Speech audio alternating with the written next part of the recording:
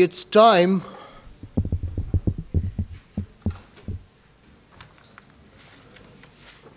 so welcome everyone. I see there aren't that many of you, but welcome anyway to the final lecture in CVSP 201. The lecture is on Virgil's Aeneid, and you have with you a fly sheet.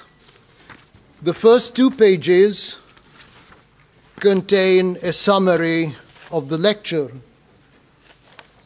and I will refer to them as we go along. Page 3 contains some central quotations that I shall read to you and analyze for you during the lecture. Now, this lecture is on Virgil's Aeneid. Don't let the title frighten you. The epic is called the Aeneid because the main character, the hero, is named Aeneas. Had the main character been named Nabil or Samir, it would have been the Nabiliad or the Samiryad. But unfortunately, he was named Aeneas, so it's called the Aeneid. And Aeneas is a mythical hero who sailed from Troy to Italy and established what later became the city of Rome. The Aeneid is about establishing Rome. So let me begin this lecture with a brief sketch of the history of this great city. How many of you have been to Rome? Good, 3 or 4 people. It's a city well worth visiting, very impressive. But where did it come from? Did God create it with the planet Earth? He did not. It was created by human beings. And it began coming into existence around 700 BC, 2,700 years ago. It was a tiny settlement surrounded by enemies, and it had to fight all the time in order to survive. But it did survive. Its early history is obscure, but we do know that Rome lived through 500 years of constant warfare, almost constant warfare, and that it achieved a series of hard-won victories that finally gave it world domination. And of course, the world was not the world as we know it today. It was Europe up to the Middle East, Northern Africa, up to India. The Romans themselves were astonished at the spectacular rise of their city and at its unparalleled success. At the time of Virgil's birth in 70 BC, Rome was the one and only world power, but its power was beginning to disintegrate. You see, around Virgil's birth, this was the Roman Empire, the entire Mediterranean area, including Lebanon and Syria, Palestine, the whole Eastern Mediterranean.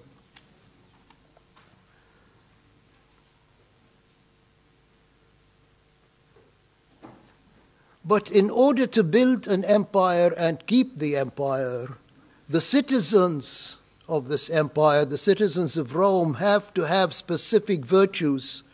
And the old virtues of loyalty, integrity, and self-sacrifice were collapsing. The Romans were becoming lazy. There were struggles for power among the Republican leaders. You had a political situation similar to what we have in Lebanon today, with people struggling for power. A period of decline had set in. And what you need to remember is this was the time of Julius Caesar. And remember that Julius Caesar was assassinated by the opposition. But his adopted son, Augustus,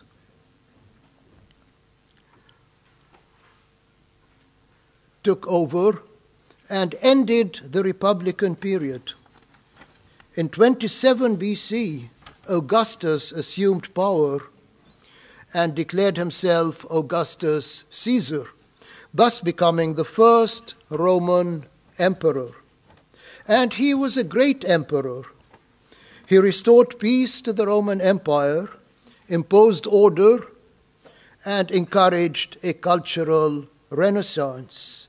Literature and philosophy flourished during the Augustan period. And guess who one of his best friends was? Virgil. The peace he established came to be known as the Pax Augusta, or Augustan peace. This developed into the Pax Romana, or Roman peace, 100 years of total, uninterrupted peace. And one interesting fact about Augustus is that he came to Lebanon, and he liked it so much that he wanted to live in Lebanon for the rest of his life and govern the Roman Empire from Lebanon. But he soon discovered that he has to be in Rome to govern the Roman Empire, so he went back. But before he went back, he gave orders to build the temple of Jupiter in Baalbek. It took 150 years to build it, but it was Augustus who initiated the process. And what you should also remember, that when Christ was born in Bethlehem, Augustus was the emperor.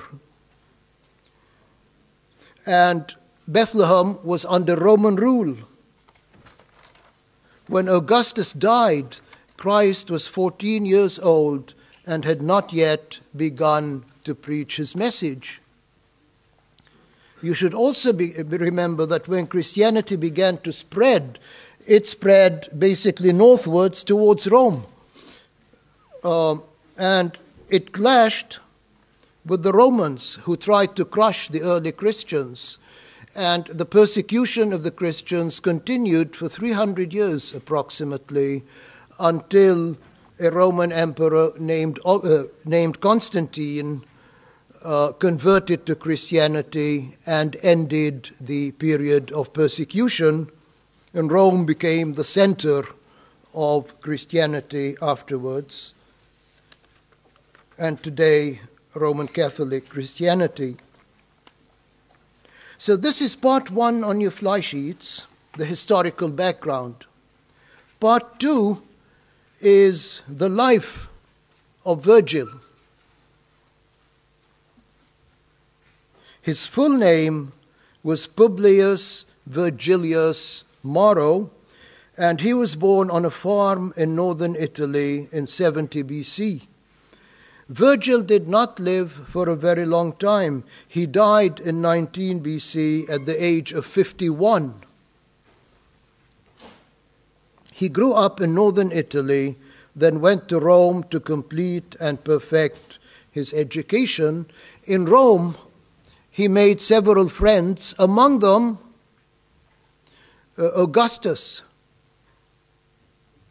Caesar, who had not yet become Caesar and did not know that he was going to become Caesar. But Virgil was a very shy person and his health was frail, so he returned to his farm, to his home in northern Italy, to his parents' farm, and devoted the rest of his life to writing poetry. He wanted to give the Romans a poem on the scale of the Iliad and the Odyssey. He loved Homer. Homer was his ideal. So he began the Aeneid, which was to occupy him for the rest of his life. 3 years later, his friend Augustus came to power. And Augustus, it's very nice if you have a friend who suddenly becomes an emperor. If he doesn't forget you completely, he will give you all sorts of nice things. So Augustus gave Virgil protection and encouragement. The virtues of Aeneas are meant to suggest those of Augustus. and Aeneas, the hero of the Aeneid, is meant as a whole to foreshadow Augustus, as Rome produces one hero after the other in its long history.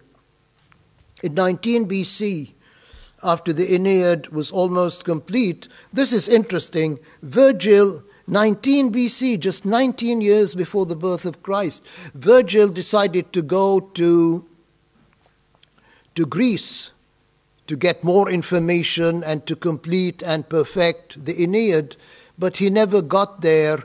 He fell ill and died during the journey. And before he died, he gave orders that all existing copies of the Aeneid should be destroyed. Why, we do not know, but we can only speculate.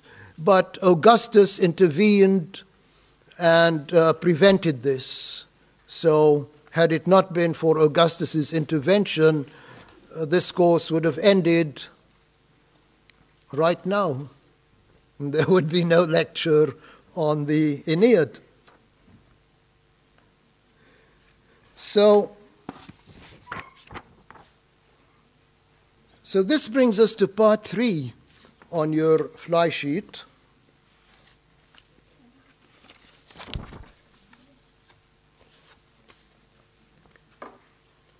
The Aeneid. What is it? Why did he write it? It is the national poem of the Roman Empire and is on the scale of Homer's Iliad and Odyssey. In fact, the first 6 books or chapters of the Aeneid have been called Virgil's Odyssey. In the Odyssey, if you will remember, Odysseus spends most of his time lost at sea or having adventures in strange lands until he finally reaches his home island of Ithaca. This is paralleled in the Aeneid. Aeneas spends the first 6 books or chapters of the Aeneid wandering at sea or in northern Africa until he finally reaches Italy. The second part of the Aeneid has parallels with Homer's Iliad. You did not read the Iliad. The Iliad is the story of Troy. You probably saw the film with Brad Pitt and others. It tells the story of the Trojan War, Achilles. Similarly, the second part of the Aeneid tells the story of the Italian wars that ended in the triumph of Aeneas. The basic difference between the Aeneid and Homer's epics is that the content and values of the Aeneid are Roman. Aeneas, the hero of Virgil's epic, initiates the Roman Empire and embodies its values. Virgil presents him as the ideal Roman to be admired and emulated. So if you want to know what a great Roman is like, an ideal Roman, Aeneas. The gods of the Aeneid, moreover, are the same as those of the Iliad and the Odyssey. This is because the religion of the ancient Greeks was transplanted in Rome. Rome, to an extent, was created by Greece, and with modifications became the religion of the Romans. In religion, as in many other fields, the Roman Empire inherited, continued, and developed the tradition of the Greeks. Although the gods remained basically the same, however, their names became different. Thus, Zeus, the father of the gods and the god of thunder and lightning, became Jove or Jupiter. His wife Hera became Juno. Aphrodite, the goddess of love, became Venus. Poseidon, the god of the sea, became Neptune. Hermes became Mercury. This change of name, however, does not apply to all the gods. Apollo, for instance, remained Apollo.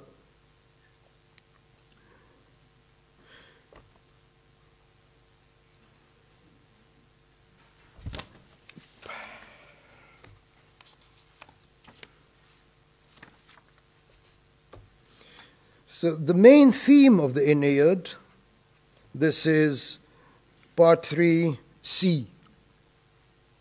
The main theme of the Aeneid is the history of Rome. And why are we studying the history of Rome? We're studying the history of Rome because this is the cornerstone, this and Greece, these are the cornerstone of modern Western civilization. Everything is interconnected, and if you look at history, these past 2,000, 3,000 years, it begins here and then develops into us. In the opening book of the epic, Jupiter relates this history in much detail to his daughter Venus, and he reassures her that Rome's history has been fated and destined. In this one very important respect, there is no free will in the Aeneid. It is an epic of fate. Jupiter says to Venus, so Venus, Aeneas, his mother is Venus. He's part god, part human. The Greek and Roman gods used to intermarry with humans and have children who were 50-50. Anyway, Venus goes to her father, Jupiter, and she's crying. She says, it looks like Aeneas is going to drown at sea. He's been defeated. All sorts of horrible things are happening. So Jupiter says, let me tell you the history of Rome. And this is part of it, quotation number 1 on page 3, and it's here also. So Jupiter explains, then Romulus shall receive the people, wearing with joy the tawny hide of the wolf which nursed him. The walls he builds will be the walls of Mars, and he shall give his own name to his people, the Romans. On them I impose no limits of time or place. I have given them an empire that knows no end. So it has been decreed. So it has been decreed, says Jupiter. The broad history of Rome has been written, and nothing can change it. But this is tricky. The broad history has been written, but the details have not been written. The details can be changed. I mean, it is fated, for instance, that Aeneas shall go from point A, which is here, to point B, which is there. But what happens between point A and point B is not fated. He can get there very easily. He may simply stroll over, or he can have a great deal of trouble and suffer a great deal before he gets there. This is not fated, but the end result is fated. The Aeneid, then, is not primarily about Aeneas. Aeneas' importance is that he occupies a moment of time in the history of Rome. It was Aeneas who initiated the Roman Empire. So this is an epic about the Roman Empire. He planted the seed that was later to become Rome. As Jupiter explains, moreover, Rome's mission is to unite the world and to bring peace to the world. This can be achieved, however, only after centuries of bloody warfare, for Rome has to conquer the entire world before it can unite it in permanent peace. The price of peace and unity is a tremendous one. So how do you bring about permanent peace? You conquer everybody and you rule them, and then there will be peace. Very logical. This is what the Romans did. Virgil's aim in the Aeneid, finally, is not only to dramatize the history of Rome and glorify it, but also to save Rome for future generations. According to Virgil, in the process of becoming great, Rome lost the very virtues which made it great. The Romans of Virgil's day have lost the virtues of their ancestors. Through the Aeneid, however, through the example of Aeneas, Virgil seeks to teach those virtues to the Romans once again, thus ensuring the continuity of Rome's greatness. Now, if you want a great country, the building blocks of this country are the individuals who make it up. If you want Lebanon to be great, you have to be great, and your neighbor has to be great, and everyone has to be great, or at least lots of people have to be great. These will give you a great country. A trashy population will give you a trashy country. And this is what Virgil was afraid of. He felt that the Romans were ceasing to be great. The individual Romans were ceasing to be great. They were becoming Epicureans like Lucretius, bums. So these are the virtues that Virgil recommends. The rest of this lecture, or most of it, will be about the virtues of Aeneas, which are the virtues that a Roman needs to build and preserve the Roman Empire, and many of them are virtues that we need today. The first virtue is piety. This is one of the most important. It means reverence, loyalty, respect. You have to be pious towards the gods. You have to be pious towards your country. You have to be pious towards the family. Piety is threefold. If you destroy your family, if you don't care about your country, if you're atheistic, then your country will collapse. If lots of people are like that, the country will collapse. There is an important passage in Book 2 of the Aeneid that shows this threefold piety in a very clear way. As Troy burns, Aeneas realizes that the battle is lost and decides to withdraw. See, it begins in Troy. Aeneas was in Troy. Troy was destroyed, of course. And you saw that in the Odyssey. And Aeneas sailed off with his men to Italy. But before Troy was destroyed, Aeneas fought very bravely. But then he decides to withdraw because it's obvious that the battle is lost. His father, who is very old and unable to walk, asks to be left behind, but Aeneas refuses and insists on carrying him on his back. And this is quotation number 2 on your fly sheets. Let me read it for you. The noise of the fires was growing louder and louder through the city, and the tide of flame was rolling nearer. Come then, dear father, up on my back. I shall take you on my shoulders. Your weight will be nothing to me. Whatever may come, danger or safety, it will be the same for both of us. Young Aeolus can walk by my side, and my wife can follow in my footsteps at a distance. You, Father, take in your arms the sacraments and ancestral gods of our home. I'm fresh from all the fighting and killing, and it is not right for me to touch them till I have washed in a running stream. So here, piety towards the family is obvious. He leaves carrying his father on his back, holding his son by the hand, with his wife following behind him. Piety towards the country is also obvious. He has been fighting, and his hands are bloody with the blood of the enemies of Troy.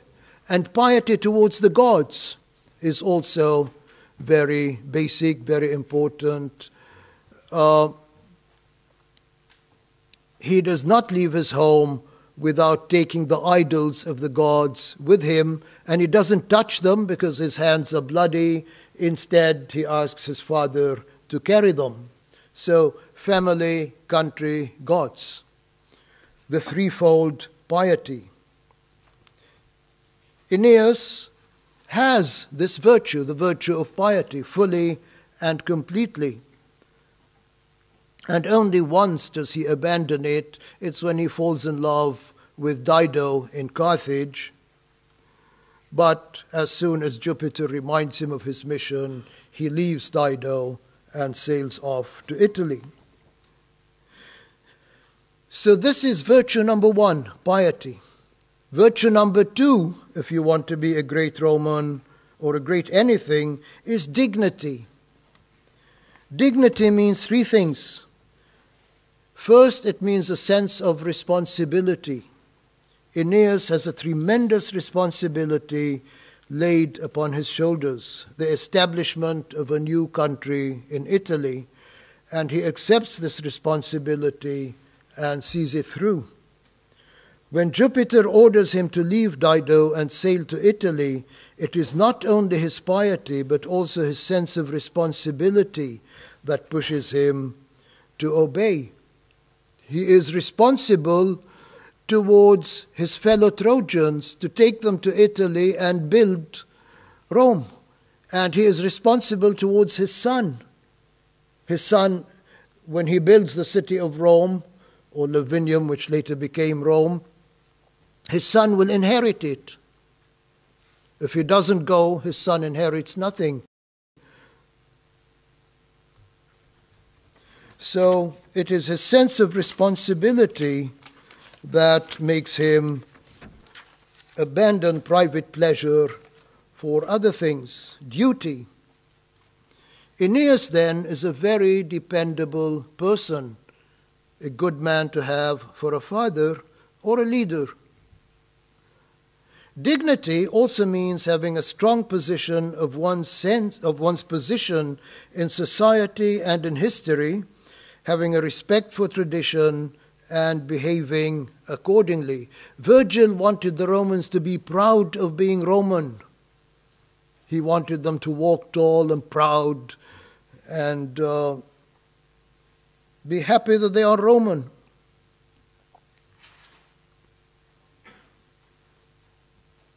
And they have to behave in the proper way for a Roman. When he is ordered to leave Dido, he behaves in a dignified manner. Dido collapses and has a long hysterical fit, probably the longest in all of literature. But Aeneas remains strong and dignified, although he too suffers a great deal. If you want to know exactly what dignity is, when you're reading the Aeneid, compare the behavior of Aeneas and the behavior of Dido at the end of Book 4, and you will know what dignity is, exactly what dignity is. Dignity also includes under its rubric the virtue of manly courage. Aeneas never runs away from battle. He does not enjoy war, but he fights very bravely and courageously whenever he is forced to. He is definitely not a coward. So we have two virtues now, piety, dignity. The third virtue is sober-mindedness. What does that mean? It means having a serious, intelligent attitude towards life.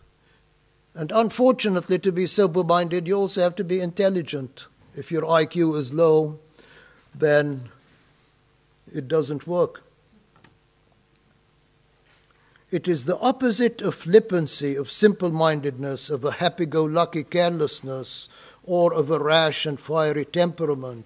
A sober-minded person is balanced, rational, and self-controlled.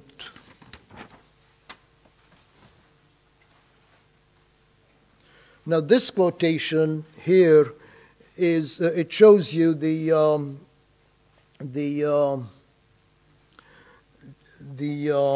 sober-mindedness of Aeneas.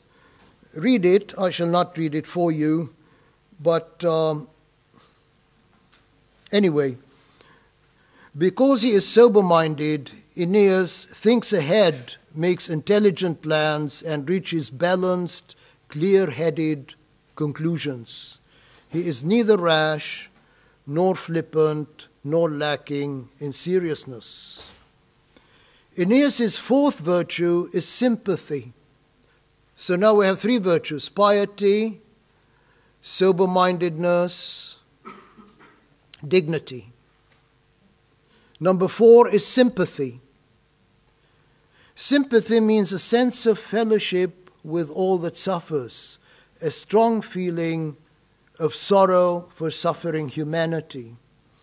When Aeneas is taken on a tour through Hades, for instance, he feels a strong sense of sorrow for the damned souls who are in torment. In Book 6, Aeneas is the first person to be taken on a tour of hell. Hades, the underworld. And he feels very sorry for all those people who are stuck there and are suffering. When he meets the shade of Dido, he feels very sorry for her, despite her deep hostility towards him.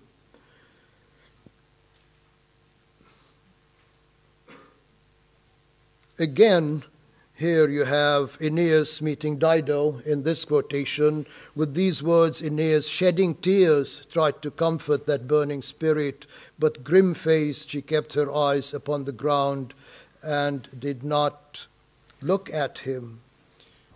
And Aeneas was no less stricken by the injustice of her fate, and long did he gaze after her, pitying her as she went. Pity, sympathy, this is the fourth virtue. And this sympathy is not limited to Dido, but embraces in varying degrees everything that suffers. It reflects the tremendous humanity of Aeneas. Now, if you look around you today, there are a lot of people that we should feel sorry for, but there are so many of them that we stop feeling sorry for anyone. Aeneas did not. Aeneas did not. He continued to feel sorry for everyone.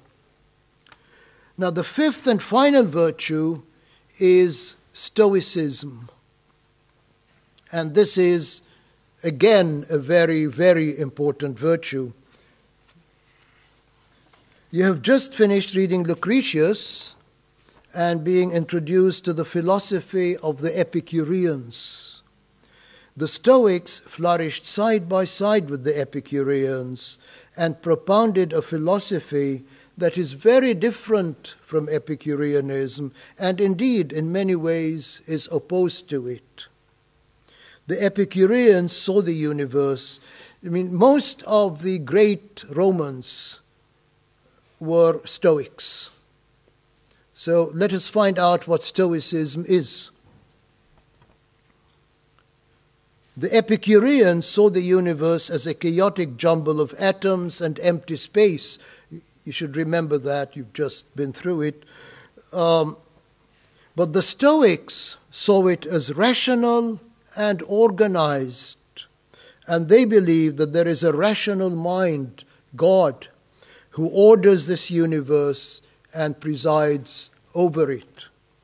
In the Aeneid, Virgil, himself a Stoic in this epic, submits to the gods of the Roman Empire and accepts them. So the gods of the Roman Empire are there, Jupiter and Apollo and Juno and the others. But notice that Jupiter in the epic functions as a rational mind that controls and organizes both the universe and human society. So this belief in a God who's running the show is imposed on the frame of the Roman gods. The rise and triumph of Rome is fated, and its object is the ultimate welfare of the entire human race. Jupiter does this for the sake of human beings.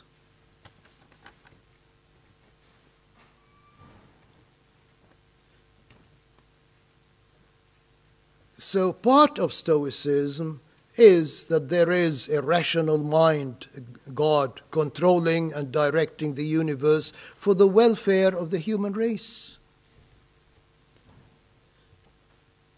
The Epicureans, remember, the Epicureans believed that the gods did not care about human beings. They lived on Mount Olympus and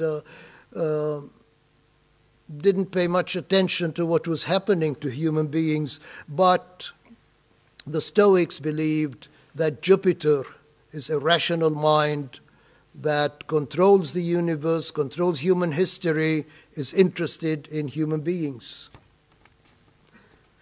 The Epicureans believed that in order to achieve maximal pleasure, people should avoid politics, keep away from politics. That was what the Epicureans said.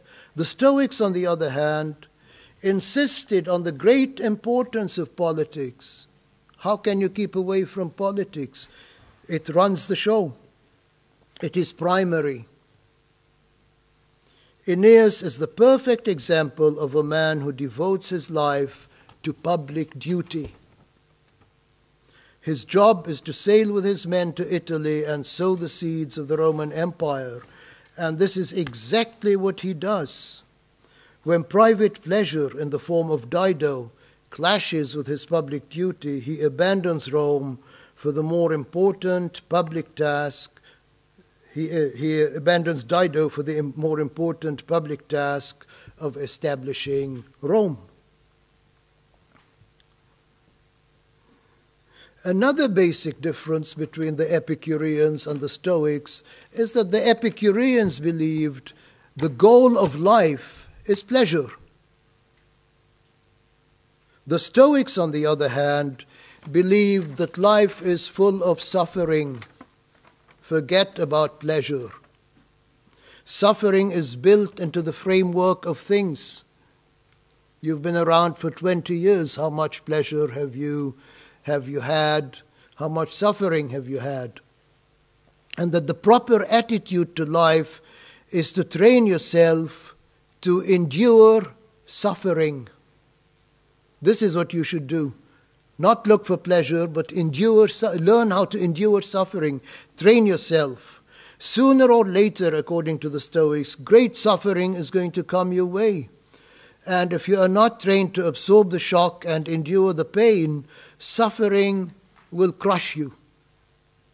Virgil insisted that we should see the tears in things and be prepared. The difference between a Stoic and a non-Stoic is clear in this respect in the story of Dido and Aeneas. This is how they react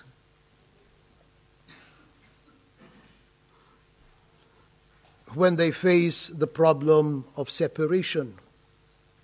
And this is one of the quotations on your fly sheet.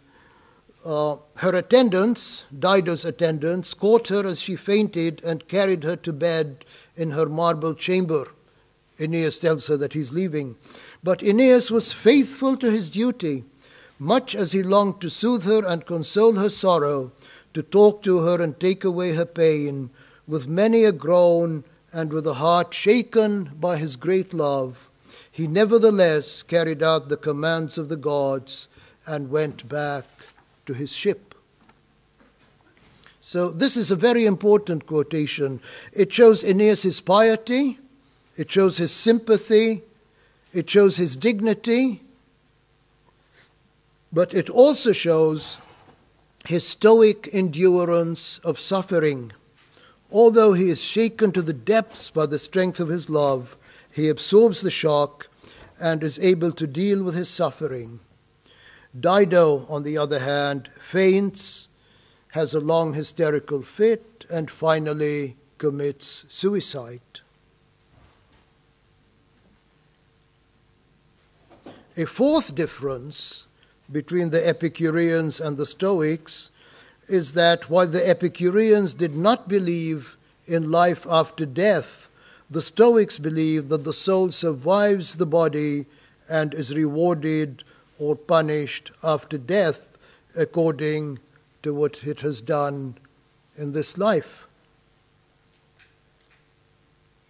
Virgil not only states this belief in the Aeneid, but actually devotes all of Book 6 to giving Aeneas and the reader a guided tour of the underworld. In this underworld, Aeneas finds his father Anchises in the land of joy, which is an extremely beautiful place. All the righteous are there, and they foreshadow the future of Aeneas himself. It is to this place that Aeneas will go when he dies. There's a good place in the underworld for good people, don't worry. Now,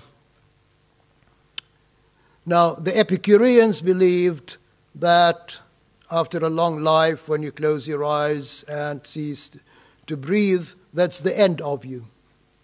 The Stoics believed that the soul lives on and goes elsewhere. Okay?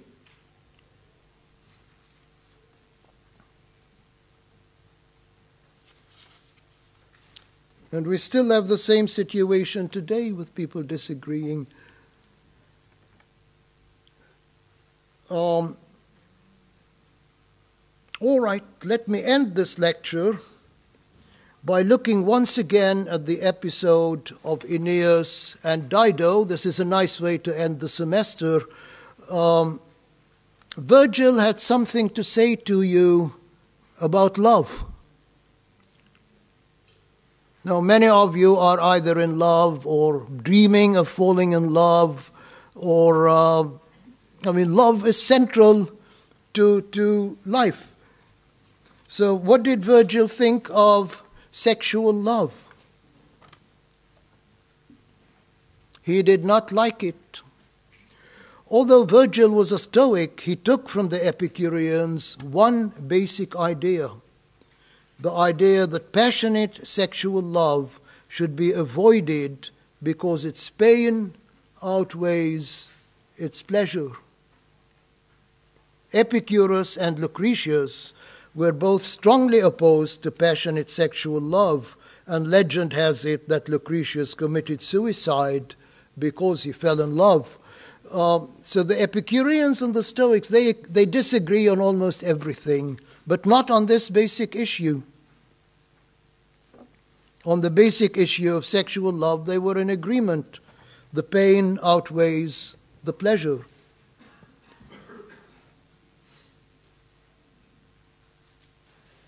This association of passionate sexual love with pain dominates Book 4 of the Aeneid, and its presence is apparent from the very opening of the book. Book 4 begins as follows. This is the very opening of Book 4. It's a quotation on your fly sheets. But the queen Dido had long since been suffering from love's deadly wound, feeding it with her blood and being consumed by its hidden fire. Aeneas' features and the words he had spoken had pierced her heart, and love gave her body no peace or rest. Now, this is what love does to you. Love is described as a hidden fire and a deadly wound torturing its victim. The distress of being in love allows Dido no peace or rest. Her former tranquility is destroyed. A couple of pages later, Dido is described as follows. This is the final quotation on your fly sheets. It says, Dido was on fire with love and wandered all over the city in her misery and madness, like a wounded deer which a shepherd hunting in the woods of Crete has caught off guard, striking her from long range with steel-tipped shaft. The arrow flies and is left in her body without his knowing it. She runs away over all the wooded slopes of Mount Dicta, and sticking in her side is the arrow that will bring her death. So Dido is now miserable. She's on fire. She is aflame, and she is compared to a female deer that has been shot and wounded by a hunter. The wound is so painful that the deer has to run back and forth all the time in a vain attempt to alleviate her suffering. This, for Virgil and for the Epicureans, is the reality about sexual love. Although there is pleasure for both Dido and Aeneas after they come together, this pleasure is short-lived. They soon discover that they have to separate, and the suffering resumes. Aeneas, who is a Stoic, and this is where Stoicism comes into action and plays its part. Aeneas is a Stoic. He is able to absorb and transcend his suffering. But Dido, untrained in Stoic endurance, suffers on such a massive scale that she finally kills herself to end the pain. So what is Virgil saying? Is Virgil saying keep away from sexual love, do not marry, do not have children? He has just said the opposite. The family is very important. So what Virgil is recommending is not the avoidance of sex and marriage. There are 3 women in Aeneas' life. His first wife, Creusa, Dido, and his second wife, Lavinia. Creusa gives him a son, while Lavinia helps him to unite the Latins and the Trojans. The function of sex and marriage is to provide children and to bring people closer together. It is only passionate sexual love, not sex itself, that Virgil condemns. Okay, thank you.